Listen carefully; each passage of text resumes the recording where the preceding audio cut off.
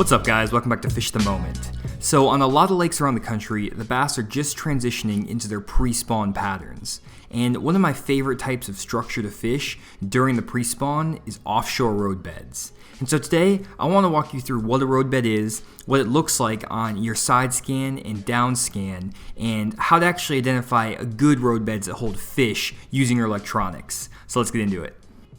So first up, what is a roadbed? Well, a roadbed is just a man-made road that's underneath the surface of the water. And these roads were there before a lake was flooded. And people would drive their cars on these roads, use them to get to work or school or whatever. And then when a lake is impounded or a dam is put in, the area around that dam is flooded and all of those roads get flooded along with it. And instead of being on dry land, they're now submerged under 5, 10, 15, 20 feet of water. And they're great places for bass to set up and feed.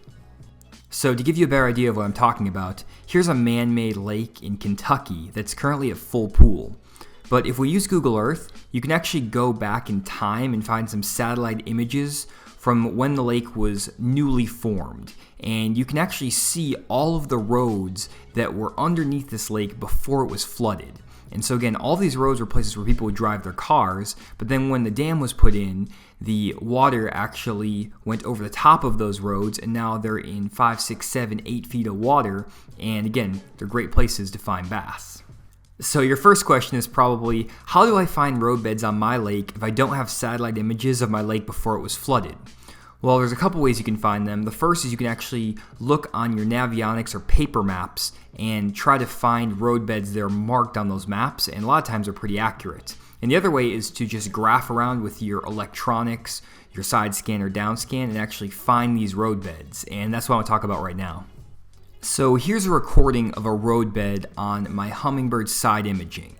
And if you guys don't know what this image is showing, check out the video in the top right corner. It's a complete guide to bass fishing electronics, and it'll explain exactly what's showing on the screen here, and it'll be really helpful to understand the rest of this video. So go check that out and then come back to this video, and you're definitely not going to regret it. So for those of you who've watched that video or are familiar with electronics, you'll know that the roadbed is on the right side of my screen here. And you can see that there's a really nice shadow that's being cast by the beam of my transducer. And that shadow is pretty long, which means the top of that roadbed is 3 to 4 feet off the bottom. And I'll show you that on my 2D sonar in a little bit too. And it's actually pretty easy to identify roadbeds when you're using your side scan because you can pretty clearly see that this is a road. But one thing you'll notice is that the road seems like it's making a lot of twists and turns as I'm driving down it. And that's not because the road is super windy. It's actually because the transducer is moving closer and further away from that roadbed. And so as I'm graphing down this roadbed, I'm actually moving the boat left and right, kind of doing zigzags to make sure that I'm staying close to the edge of that roadbed, and that's distorting the image. This road is actually dead straight, and if I was driving the boat completely straight, you wouldn't see all those zigzags. And so when you're seeing this image bend back and forth, it's again not because the road's really windy, it's because I'm moving my boat back and forth across that roadbed. And here's an image of this roadbed using the down scan on my Humminbird unit. And in this view, it's a lot easier to see that the top of that roadbed is elevated 3 to 4 feet off the bottom. And you saw the same thing on the side scan, it's just a little bit easier to visualize with the down scan. And another thing you'll notice is that the top of that roadbed is really bright, and the bottom has a really strong return. And if you watch my graph video, you know that when you have a really strong return, that means you have harder bottom. And normally the top of these roadbeds are going to be made of rock or cement, which is a lot harder than the mud and the silt that's on the right and the left side of these roadbeds. And so a lot of times the roadbed won't be elevated as much off the bottom like you see here, and the only way you'll be able to identify a roadbed is by looking for that change in bottom composition or looking for those really strong returns, because sometimes that roadbed may only be 6 to 7 inches elevated off the bottom rather than 3 or 4 feet like in this image. Okay, so hopefully now everyone's on the same page about what a roadbed looks like on either your down scan or your side scan. And so now what I want to do is show you what a roadbed with fish on it looks like, so you can know which roadbeds actually stop and fish in the pre-spawn. So first up, I want to show you an image of the first roadbed I ever found. And this is actually the spot where I cut my teeth on offshore fishing when I was 16 years old. And this spot consistently holds fish in both the summer and in the winter and all through the pre-spawn pretty much year round. And this image right here shows a ton of fish on the corner of a roadbed. And so let me break this image down for you and show you exactly where the fish are and why they're related to the spot. So the first thing you'll notice when you look at the side scan image of this roadbed is that this roadbed is again elevated 3 to 4 feet off the bottom. And you can tell that because of the long shadow that it casts to the right. And if you watch my electronics video, you'll know that the only thing that can appear in those shadows is fish. And so if you see any white dots in the shadow of that roadbed, those are going to be bass. And that's one of the easiest ways to identify fish on a roadbed. And another thing that stands out about this roadbed is that there's a nice depression right in the center of the roadbed. And if you look here, there's a gap between one part of the roadbed and another. And this is probably where a bridge used to be. And the bridge was probably made of wood, and then after it was flooded, the bridge completely disintegrated and it's gone now, but you still have the roadbed and the gap there. And normally these gaps in roadbeds are caused by old creek channels that used to wind through the lake before it was flooded. And normally the person who built the road would build a bridge over that creek so cars could actually get over the creek and not have to drive through the water. And so whenever you see a place where a creek channel intersects a roadbed, you're normally going to have some sort of bridge or at least a gap in that roadbed where a bridge used to be. So if we zoom into the corner of this roadbed, right before it drops into that depression, you'll see a lot of small dots that are in the shadow of that roadbed. And those are all bass. And I actually caught 2 or 3 4+ pound bass off of this roadbed this exact day I graphed it. And I graphed over it, saw those dots, threw a football jig down there and caught some really good fish. And so it was pretty easy to actually see those fish again because the rock is elevated off the bottom and it creates that shadow, so you can see the shadow pretty easily.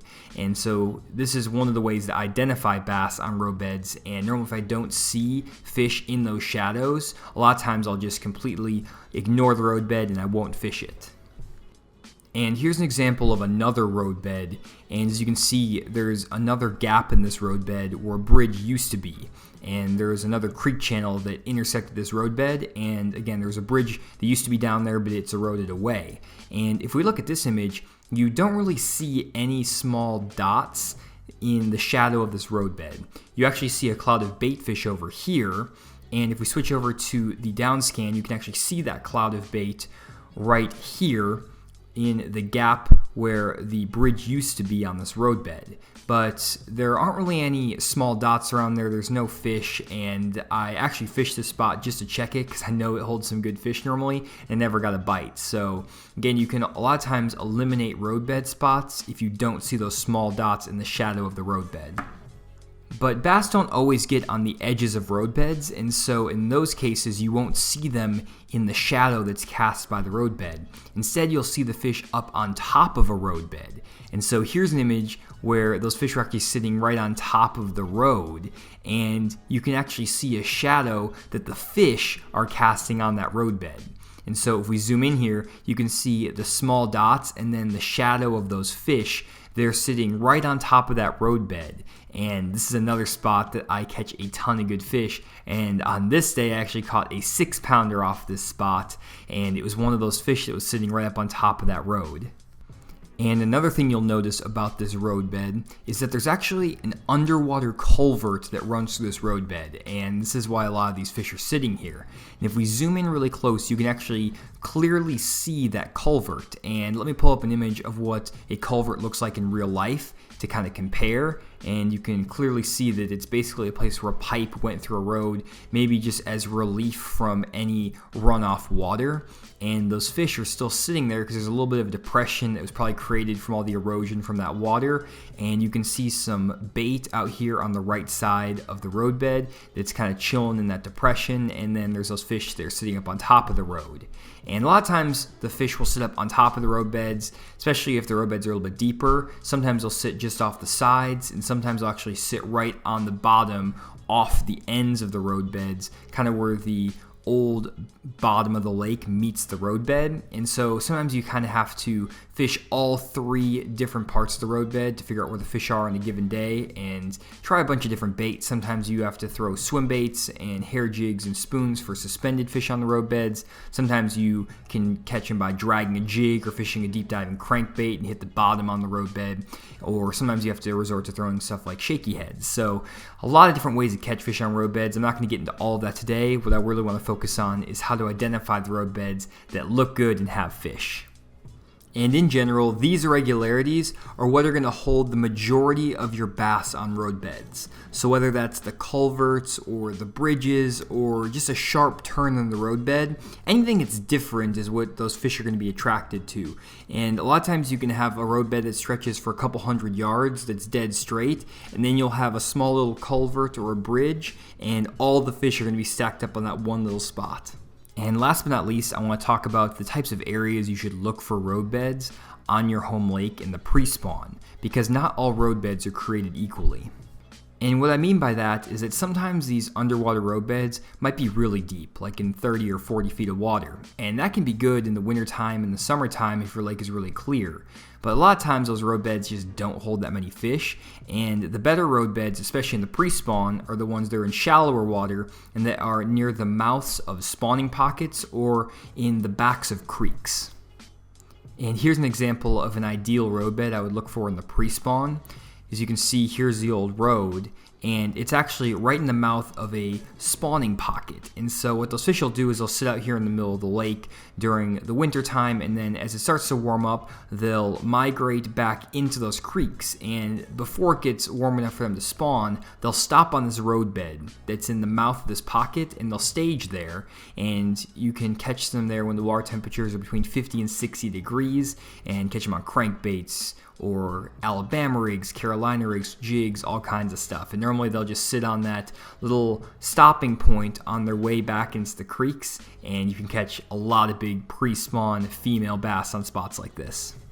So guys, that's all I have for you today. That's just a quick look at what roadbeds are, what they look like on your electronics, and some of the areas to look for roadbeds in the pre-spawn. So I hope you enjoyed the video and learned something, and if you did, leave a comment below and let me know what you thought of the video. It really helps out the channel and helps me produce better content for you guys in the future. And if you really like the video, hit the like button down below and share this video out with a fishing partner. Sharing the video is the best way to help support the channel, so please share that video out on social media, on forums, or anywhere you can. So other than that, hope you enjoyed the video, and I'll see you next time.